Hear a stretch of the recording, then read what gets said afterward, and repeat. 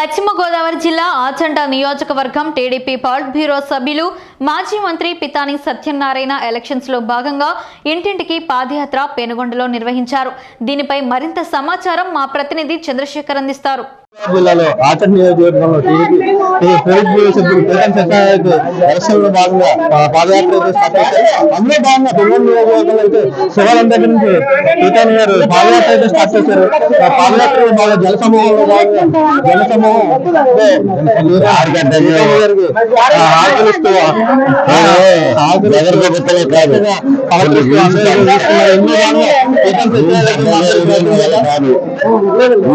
Start చేశారు.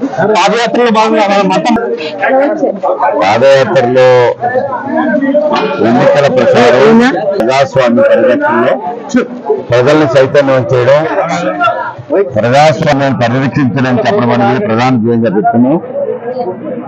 ఈ ఎన్నికల్లో మీరు వైఎస్ఆర్ పార్టీకి ఓటేస్తారా, జనసేన తెలుగుదేశం పార్టీ యొక్క ప్రజాస్వామ్యానికి ఓటేస్తారని అడిగితే majority of votes in favour of Janasena Telugu Desam కూటమికి పడే పరిస్థితిని పూర్తిగా అర్థమవుతుంది. అటువంటి పరిస్థితిలో ఎన్నో రకమైన మోసపూరితమైన వాగ్దానాలు ఇంకా మొదలుపెట్టారు. ఇక్కడ శాసనసభ్యుడు కానీ భోజనాలు మొదలుపెట్టారు. కోడి కూరలు, చేపల కూరలు, ఆఖరికి చీరలు, ఎండు రొయ్యలు, ఇట్లాగా ఆఖరికి పాదయాత్రలో భాగంగా వాళ్ళు ఆడపడుచులు కొట్టు చీర పసుపు కింద పెట్టారు. దాని మీద మీరు నేను ఇమ్మని చెప్తాను. ఎందుకంటే వాళ్ళకి చాలా బాకీ ఉన్నారు. పుస్తకం చెప్పేశారు. మీరు చాలా మంది చీప్ లిక్కర్ ద్వారా మరణించారు. చాలా రుణపడి ఉన్నారు. మీరు చెయ్యండి. వారి దగ్గర లూటీ చేశారు. కరెంటు బిల్లులు 7 సార్లు పెంచారు. ఇసుకి ఊరికి ఇచ్చినప్పుడు ఇవాళ లారీ 25,000, ఒకనాడైతే 50,000 రూపాయలు. అంతా ప్రతి ఒక్కరి దగ్గర లూటీ చేశారు. ఆఖరికి కరెంటు బిల్లులు చేస్తా ఉన్నారు. చెత్త పన్ను వేశారు. సారా పన్నుతో పాటు సారా 60 రూపాయల సారాని 220 రూపాయలు చేశారు. ప్రతి కుటుంబంలోనూ అన్ని వ్యవస్థల్లోనూ కూడా లూటీ లూటీ లూటీ చేస్తున్న ఈ ప్రభుత్వం ఎన్ని వేలు ఇచ్చినా కూడా, ఓటుకు కూడా కొనుక్కున్నా కూడా తీరదనే మాటని చెప్పడానికి బాధ కలుగుతూ ఉంది. కారణం ఏంటంటే బ్లాక్ మెయిలింగ్, పోలీసు వ్యవస్థను పెట్టుకుని బ్లాక్ మెయిల్ చేశారు. అన్ని రకాల కూడా ప్రజల్ని భయభ్రాంతులు చేస్తా ఉన్నారు. ప్రతి ఇంటికి స్టిక్కర్ పెట్టారు.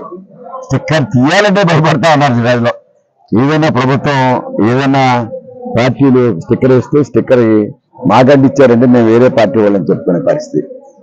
మొన్న చీరలు పెట్టడానికి డోక్రా సీఏలు, గ్రూప్ లీడర్స్ మీరు రాకపోతే మీకు డోక్రా రుణమాఫీ కాదని, మీరు రాకపోతే మిమ్మల్ని సస్పెండ్ చేస్తామని గ్రూప్ నుంచి, మీరు రాకపోతే మీకు నవరత్నాలు మీ కుటుంబానికి వచ్చి ఆగిపోతామని చెప్పే ఒక దుర్మార్గమైన, అవినీతిగానమైన, అసహించుకునే విధంగా అడ్వర్టైజ్మెంట్ చేసుకుని జెండాలు కట్టి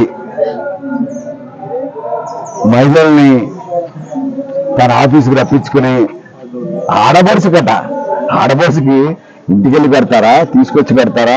అప్పుడే ఆడబడుసులు పెడితే విజయదశమి పెడతా అన్నారు, క్రిస్మస్కి పెడతా అన్నారు, సంక్రాంతికి పెడతా అన్నారు. కానీ అన్నీ అయిపోయాయి. పండగ ఎవరికి వచ్చింది? ఇప్పుడు వైఎస్ఆర్ పార్టీ ఎన్నికల పెళ్లి పందిరి, జనం కోసం 175 అనేది ఒక మాయ మాటగా మనం వర్ణించుకోవాలా. వారే స్వయంగా 80 నుంచి 90 సీట్లు మారుస్తా ఉన్నారు.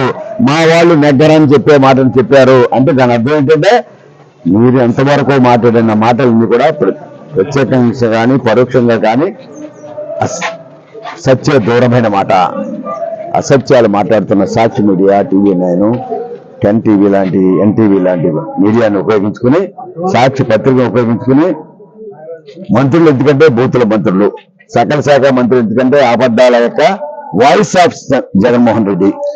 ఇటువంటి ప్రక్రియను మేము చూస్తా ఉన్నాం. ప్రజలు అందరూ కూడా అర్థం కాకుండా వెళ్ళలేరు. ఇలాంటికి వెళ్ళినా స్వాగతం పలుకుతా ఉన్నారు. అలాగే కాంగ్రెస్ పార్టీ తరఫున వైఎస్ షర్మిల గారు చెప్పారు కదా, దానిలో మీరు కారణం ఏంటంటే అది ఒక రాజకీయ పార్టీ. కాంగ్రెస్ పార్టీ ఒక రాజకీయ పార్టీగా ఈ రాష్ట్రంలో రాష్ట్రం విభజించొద్దని చెప్పి ఆ రోజు ఆంధ్రుల యొక్క ఆలోచనలో ఉన్నాం.